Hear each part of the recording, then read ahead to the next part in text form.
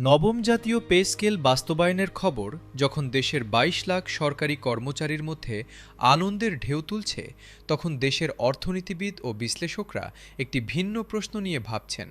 এই বিশাল বেতন বৃদ্ধি দেশের সামগ্রিক অর্থনীতিতে কী প্রভাব ফেলবে?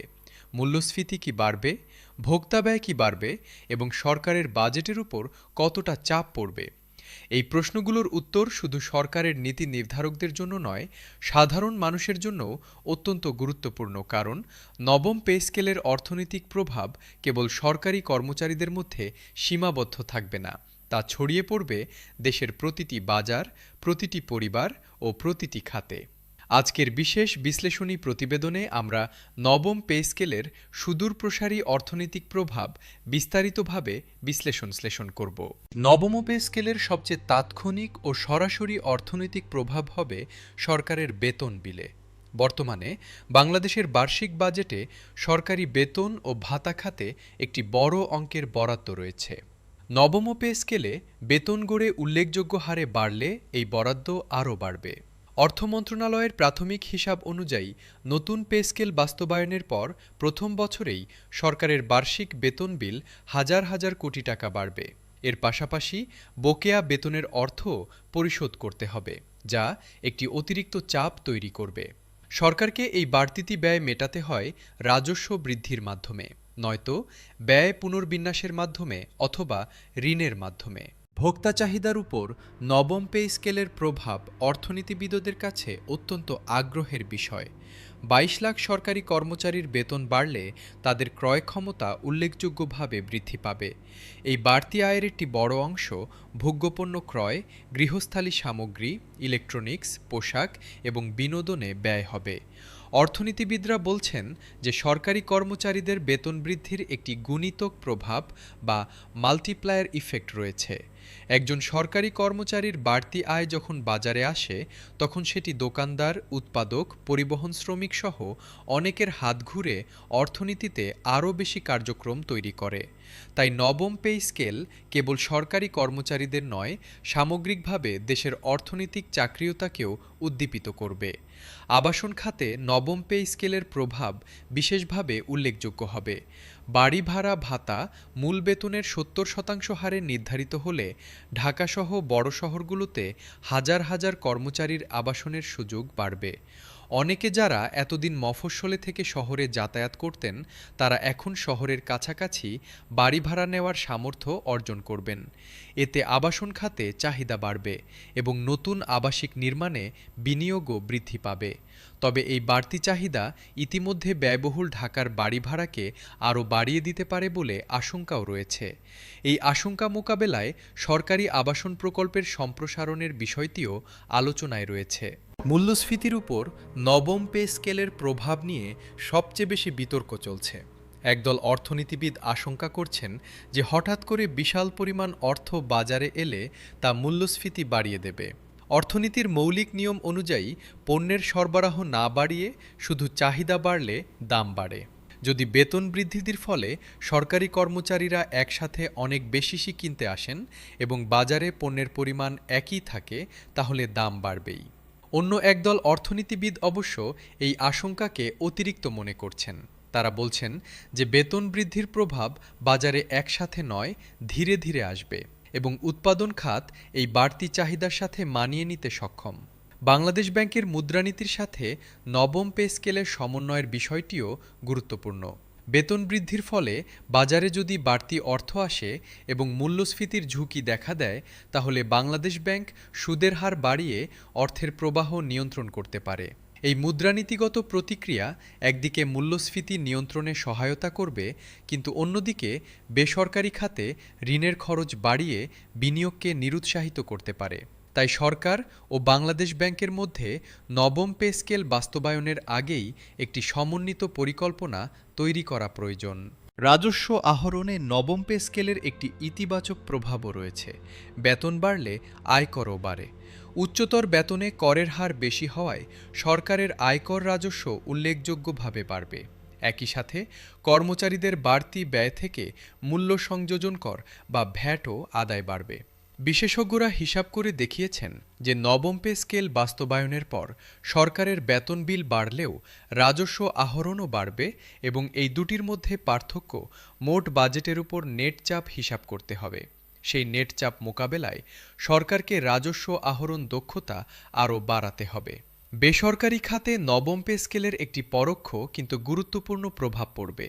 সরকারি চাকুরিতে বেতন বাড়লে বেসরকারি নিয়োগকর্তারাও একটি চাপে পড়বেন। দক্ষ কর্মীদের ধরে রাখতে বেসরকারি খাতেও বেতন বাড়াতে হবে। এর ফলে সামগ্রিকভাবে দেশের মজুরির মাত্রা উপরে উঠবে, যা শ্রমিকদের জন্য ভালো। তবে এটি উৎপাদন খরচও বাড়াবে এবং সেটি পণ্যের দামে প্রতিফলিত হতে পারে। তৈরি পোশাক, কৃষি প্রক্রিয়াজাত শিল্প ও অন্যান্য শ্রমঘন খাতে এই প্রভাব সরাসরি উৎপাদন খরচে যোগ হবে। রিয়েল এস্টেট ও আবাসন খাতের বাইরেও বেশ কিছু খাতে নবম পে স্কেলের ইতিবাচক প্রভাব পড়বে। শিক্ষা খাতে কর্মচারীরা সন্তানদের মানসম্পন্ন বেসরকারি স্কুলে পড়াতে পারবেন, যা শিক্ষা বাণিজ্যে একটি উদ্দীপনা যোগাবে। স্বাস্থ্যসেবা খাতে কর্মচারীরা আরও ভালো চিকিৎসা নেওয়ার সামর্থ্য রাখবেন। পর্যটন ও বিনোদন খাতে ব্যয় বাড়বে, কারণ অনেক কর্মচারী যারা এতদিন সামর্থ্যের অভাবে পারিবারিক ভ্রমণ করতে পারেননি তারা এখন পারবেন। মোটরসাইকেল ও গাড়ির বাজারেও চাহিদা বাড়বে। নবম পে স্কেলের দীর্ঘমেয়াদী অর্থনৈতিক প্রভাব বিশ্লেষণে উৎপাদনশীলতার বিষয়টি কেন্দ্রীয় ভূমিকা পালন করে। অর্থনৈতিক তত্ত্ব বলে যে কর্মচারীর বেতন বাড়লে তার জীবনমান ও মনোবল উন্নত হয় এবং সে আরও কার্যকরভাবে কাজ করে। একজন ভালো বেতনের কর্মচারী দুর্নীতিতে কম প্রলুব্ধ হন এবং নিজের কাজে বেশি মনোযোগ দেন। বাংলাদেশে সরকারি প্রশাসনের দুর্নীতি ও অদক্ষতা দেশের উন্নয়নকে যেভাবে বাধাগ্রস্ত করে তার একটি মূল কারণ হল অপর্যাপ্ত বেতন। নবম পে স্কেলে বেতন বৃদ্ধির পর যদি দুর্নীতি কমে এবং প্রশাসনিক দক্ষতা বাড়ে, তাহলে এর অর্থনৈতিক মূল্য বেতন বৃদ্ধির ব্যয়ের চেয়ে অনেক বেশি হবে। গ্রামীণ অর্থনীতিতে নবম পে স্কেলের প্রভাব বিশেষভাবে উল্লেখযোগ্য হবে। বাংলাদেশের সরকারি কর্মচারীদের একটি বড় অংশ গ্রামের পরিবার থেকে আসেন এবং তারা প্রতি মাসে নিজের পরিবারে অর্থ পাঠান। বেতন বাড়লে এই প্রেরণের পরিমাণও বাড়বে এবং সেই অর্থ গ্রামীণ অর্থনীতিতে একটি জীবনধারা উন্নয়নের চাপ তৈরি করবে। গ্রামের বাজারে পণ্যের চাহিদা বাড়বে, স্থানীয় ব্যবসায়ীরা উপকৃত হবেন এবং গ্রামীণ উন্নয়নে একটি অতিরিক্ত গতি আসবে। এই পরোক্ষ প্রভাব অনেক সময় সরাসরি প্রভাবের চেয়ে বেশি গুরুত্বপূর্ণ। নবম পে স্কেলের অর্থনৈতিক প্রভাব বিশ্লেষণের শেষে একটি সামগ্রিক মূল্যায়ন করলে বলা যায় যে এই পে স্কেল বাংলাদেশের অর্থনীতির জন্য একটি দ্বিধারী তলোয়ার। একদিকে এটি ভোক্তা চাহিদা বাড়াবে, বেসরকারি খাতকে উদ্দীপিত করবে, রাজস্ব আহরণ বাড়াবে এবং দীর্ঘমেয়াদে প্রশাসনিক দক্ষতা ও সততা উন্নত করবে। অন্যদিকে সরকারের বেতন বিল বাড়বে, মূল্যস্ফীতির ঝুঁকি তৈরি হবে এবং বাজেটে চাপ পড়বে। এই দুটি দিক সফলভাবে ব্যবস্থাপনা করতে হলে সরকারকে একটি সুচিন্তিত বাস্তবায়ন কৌশল নিতে হবে। রাজস্ব আহরণ বাড়ানো, অপচয় কমানো, মুদ্রানীতির সাথে সমন্বয় এবং সরবরাহ চেইন শক্তিশালী করার মাধ্যমে নবম পে স্কেলের সুফল সর্বাধিক করা এবং ঝুঁকি ন্যূনতম করা সম্ভব। বাংলাদেশের অর্থনীতি সেই চ্যালেঞ্জ মোকাবেলায় সক্ষম এবং নবম পে স্কেল দেশের সামগ্রিক অর্থনৈতিক উন্নয়নে একটি ইতিবাচক অধ্যায় যোগ করবে বলেই অর্থনীতিবিদরা আশাবাদী। নবম পে স্কেলের অর্থনৈতিক প্রভাব বিশ্লেষণে বিনিয়োগ পরিবেশের উপর প্রভাবটিও অত্যন্ত গুরুত্বপূর্ণ। একটি দেশে বিনিয়োগ আসে যখন বিনিয়োগকারীরা দেখেন যে সরকারি প্রশাসন দক্ষ, সেবা দ্রুত ও নির্ভরযোগ্য এবং দুর্নীতির মাত্রা কম। নবম পে স্কেলে সরকারি কর্মচারীদের বেতন বাড়লে তাদের দুর্নীতিতে প্রলুব্ধ হওয়ার সম্ভাবনা কমবে এবং কাজের গুণগত মান বাড়বে।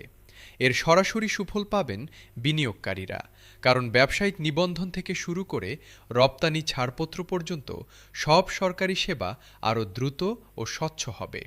উন্নত বিনিয়োগ পরিবেশ দেশে বিদেশি সরাসরি বিনিয়োগ আকৃষ্ট করতে সহায়তা করে এবং দেশীয় বিনিয়োগকারীদেরও উৎসাহিত করে।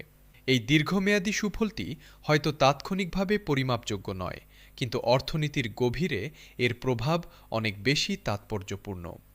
নবম পে স্কেলের পর ব্যাংকিং ও আর্থিক খাতে কী পরিবর্তন আসবে সেটিও বিশ্লেষণের দাবি রাখে। বেতন বাড়লে সরকারি কর্মচারীদের ব্যাংক আমানত বাড়বে, অনেকে যারা এতদিন সঞ্চয় করতে পারছিলেন না, তারা এখন নিয়মিত সঞ্চয়ে অভ্যস্ত হবেন। এই বাড়তি আমানত ব্যাংকগুলোকে আরও বেশি ঋণ দেওয়ার সুযোগ দেবে, যা উৎপাদনশীল খাতে বিনিয়োগ বাড়াবে। একই সাথে গৃহহীন, গাড়ি লোন ও ভোক্তা ঋণের চাহিদাও বাড়বে, কারণ উচ্চ আয়ের কর্মচারীরা ঋণ পরিশোধের সক্ষমতা বেশি রাখেন। ব্যাংকিং খাতের এই গতিশীলতা সামগ্রিক আর্থিক ব্যবস্থাকে আরও সক্রিয় করবে। সরকারের মূলধনী ব্যয়ের উপর নবম পে স্কেলের প্রভাব একটি চিন্তার বিষয়। বেতন বিল বাড়লে সরকারের হাতে অবকাঠামো নির্মাণ, শিক্ষা ও স্বাস্থ্য খাতে বিনিয়োগের জন্য কম অর্থ থাকবে। এই ট্রেড অফ বা বিনিময় মূল্য অত্যন্ত গুরুত্বপূর্ণ। যদি বেতন বৃদ্ধির কারণে সরকারকে উন্নয়ন বাজেট কাটছাঁট করতে হয়, তাহলে দীর্ঘমেয়াদে দেশের উন্নয়ন গতি মন্থর হতে পারে। তাই নবম পে স্কেল বাস্তবায়নের সময় সরকারকে এমন একটি রাজস্ব সংগ্রহ কৌশল নিতে হবে যাতে বেতন বিল ও উন্নয়ন ব্যয় উভয়ই বজায় থাকে। কর ফাঁকি রোধ, ভ্যাট আদায় বৃদ্ধি এবং সরকারি সম্পদের সুষ্ঠু ব্যবস্থাপনার মাধ্যমে এই ভারসাম্য রক্ষা করা সম্ভব। তৈরি পোশাক শিল্পের উপর নবম পে স্কেলের পরোক্ষ প্রভাব বিশেষভাবে উল্লেখযোগ্য। বাংলাদেশের তৈরি পোশাক শিল্প দেশের মোট রপ্তানি আয়ের প্রধান উৎস। এই শিল্পে যারা কাজ করেন তাদের মজুরির সাথে সরকারি কর্মচারীদের বেতনের একটি পরোক্ষ সম্পর্ক রয়েছে। সরকারি বেতন বাড়লে সামগ্রিক মজুরির মাত্রা বাড়ে এবং পোশাক শিল্পের শ্রমিকরাও বেশি মজুরির দাবি করতে পারেন। এটি শিল্পের উৎপাদন খরচ বাড়াবে। তবে উচ্চ মজুরি শ্রমিকদের উৎপাদনশীলতাও বাড়ায় এবং শ্রম অস্থিরতা কমায়। তাই সামগ্রিকভাবে প্রভাবটি ইতিবাচক ও নেতিবাচক উভয় দিকই রয়েছে। নবম পে স্কেলের অর্থনৈতিক প্রভাব বিশ্লেষণে ভূ রাজনৈতিক ও বৈশ্বিক প্রেক্ষাপটও বিবেচনায় নেওয়া দরকার। বিশ্বব্যাপী মূল্যস্ফীতির চাপ, ডলারের বিপরীতে টাকার মান এবং আমদানি ব্যয়ের পরিবর্তন সরাসরি দেশের অর্থনীতিতে প্রভাব ফেলছে। এই বৈশ্বিক চাপের মধ্যে নতুন পে স্কেল বাস্তবায়ন একটি অতিরিক্ত অভ্যন্তরীণ চাহিদার চাপ তৈরি করবে। সরকারকে তাই বৈদেশিক মুদ্রার রিজার্ভ শক্তিশালী রাখতে এবং আমদানি ব্যয় নিয়ন্ত্রণে বিশেষ মনোযোগ দিতে হবে। সার্বিকভাবে নবম পে স্কেল বাংলাদেশের অর্থনীতির জন্য একটি গুরুত্বপূর্ণ পরীক্ষা। এটি কেবল সরকারি কর্মচারীদের জীবনমান উন্নয়নের বিষয় নয়, এটি দেশের অর্থনৈতিক ব্যবস্থাপনার দক্ষতার একটি পরিচায়কও। যদি সরকার এই বেতন বৃদ্ধিকে রাজস্ব বৃদ্ধির সুযোগ, বিনিয়োগ পরিবেশ উন্নয়নের হাতিয়ার এবং গ্রামীণ উন্নয়নের চালিকা শক্তি হিসেবে ব্যবহার করতে পারে, তাহলে নবম পে স্কেল হবে বাংলাদেশের অর্থনীতির একটি মাইলফলক। সেই লক্ষ্যে সঠিক নীতি, সুষ্ঠু বাস্তবায়ন এবং কার্যকর পর্যবেক্ষণ নিশ্চিত করার দায়িত্ব সরকারের এবং দেশের মানুষ সেই দায়িত্ব পালনের প্রত্যাশায় তাকিয়ে আছেন। নবম পে স্কেলের অর্থনৈতিক প্রভাবের একটি অত্যন্ত গুরুত্বপূর্ণ দিক হল মানব উন্নয়ন সূচকে এর প্রভাব।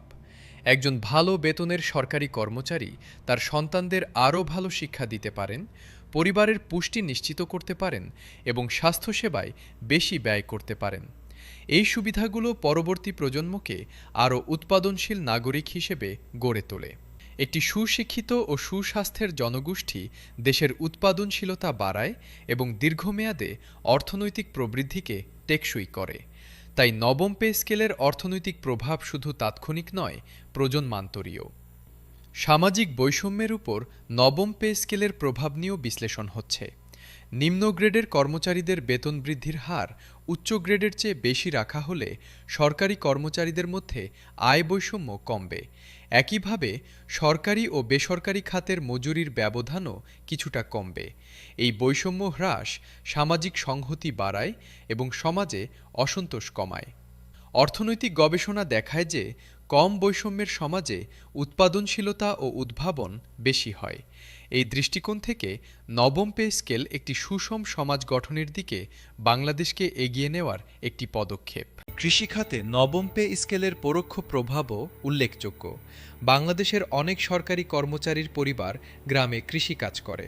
বেতন বাড়লে এই কর্মচারীরা গ্রামের পরিবারকে কৃষি উপকরণ কেনায় সহায়তা করতে পারবেন। সেচ পাম্প, সার, বীজ ও কৃষি যন্ত্রপাতিতে বিনিয়োগ বাড়লে কৃষি উৎপাদনশীলতা বাড়বে এবং খাদ্য নিরাপত্তা শক্তিশালী হবে। এই শৃঙ্খলিত প্রভাব দেখায় যে নবম পে স্কেল শুধু শহুরে অর্থনীতি নয়, গ্রামীণ কৃষি অর্থনীতিতেও একটি সক্রিয় ভূমিকা রাখবে। নবম পে স্কেলের পূর্ণ অর্থনৈতিক প্রভাব মূল্যায়ন করতে হলে কমপক্ষে ৩ থেকে ৫ বছর সময় লাগবে। স্বল্প মেয়াদে হয়তো কিছুটা মূল্যস্ফীতি দেখা যাবে এবং বাজেটের উপর চাপ পড়বে, কিন্তু মধ্যমেয়াদে ভোক্তা চাহিদা বাড়বে, উৎপাদনশীলতা উন্নত হবে এবং রাজস্ব আহরণ বাড়বে। দীর্ঘমেয়াদে একটি দক্ষ ও সৎ প্রশাসন দেশের সামগ্রিক উন্নয়নকে ত্বরান্বিত করবে। এই বহুস্তরীয় ও বহুমেয়াদী প্রভাব বিবেচনায় নিলে নবম পে স্কেল বাংলাদেশের অর্থনীতির জন্য একটি শুভ বিনিয়োগ, যার ফল সময়ের সাথে সাথে আরও স্পষ্ট হবে। সেই সুদিনের প্রতীক্ষায় দেশের মানুষ আজ গ্যাজেট প্রকাশের পথ চেয়ে বসে আছেন। নবম পে স্কেলের অর্থনৈতিক প্রভাব বিশ্লেষণে আরও একটি দিক রয়েছে যা প্রায়ই আলোচনায় আসে না। সেটি হল অনানুষ্ঠানিক অর্থনীতির উপর প্রভাব। বাংলাদেশের মোট অর্থনৈতিক কর্মকাণ্ডের একটি বড় অংশ অনানুষ্ঠানিক খাতে সম্পন্ন হয়। চা দোকান, মুদির দোকান, রিকশা চালক, দর্জি ও নানা ধরনের ক্ষুদ্র ব্যবসা এই অনানুষ্ঠানিক খাতের অংশ। সরকারি কর্মচারীদের বেতন বাড়লে তারা এই অনানুষ্ঠানিক খাত থেকে আরও বেশি সেবা ও পণ্য কিনবেন। চা দোকানে বেশি চা, মুদির দোকানে বেশি কেনাকাটা এবং স্থানীয় দর্জির কাছে পোশাক বানানোর মাত্রা বাড়বে। এই ছোট ছোট লেনদেনগুলো মিলে অনানুষ্ঠানিক খাতে একটি বড় ইতিবাচক প্রভাব তৈরি করবে। বাংলাদেশের কোটি কোটি ক্ষুদ্র উদ্যোক্তা ও ব্যবসায়ী নবম পে স্কেলের এই পরোক্ষ সুবিধা অনুভব করবেন, যদিও তারা নিজেরা সরকারি কর্মচারী নন। এটি একটি সফল বেতন সংস্কারের সত্যিকারের মাপকাঠি, যে এর সুফল কেবল সুবিধাভোগীদের মধ্যে সীমাবদ্ধ না থেকে সমাজের প্রতিটি স্তরে ছড়িয়ে পড়ে। নবম পে স্কেলের অর্থনৈতিক প্রভাব বিশ্লেষণ শেষে একটি কথা নিশ্চিতভাবেই বলা যায়, এই পে স্কেল বাংলাদেশের অর্থনীতির একটি টার্নিং পয়েন্ট হবে। সঠিক নীতি সহায়তায় এটি দেশের ভোক্তা বাজার সম্প্রসারণ করবে, উৎপাদনশীলতা বাড়াবে এবং দীর্ঘমেয়াদে একটি শক্তিশালী মধ্যবিত্ত শ্রেণী গড়ে তুলবে। সেই মধ্যবিত্ত শ্রেণী বাংলাদেশের অর্থনৈতিক উন্নয়নের ইঞ্জিন হবে এবং দেশকে মধ্যম আয়ের দেশ থেকে উচ্চ আয়ের দেশে উত্তরণের পথে এগিয়ে নিয়ে যাবে।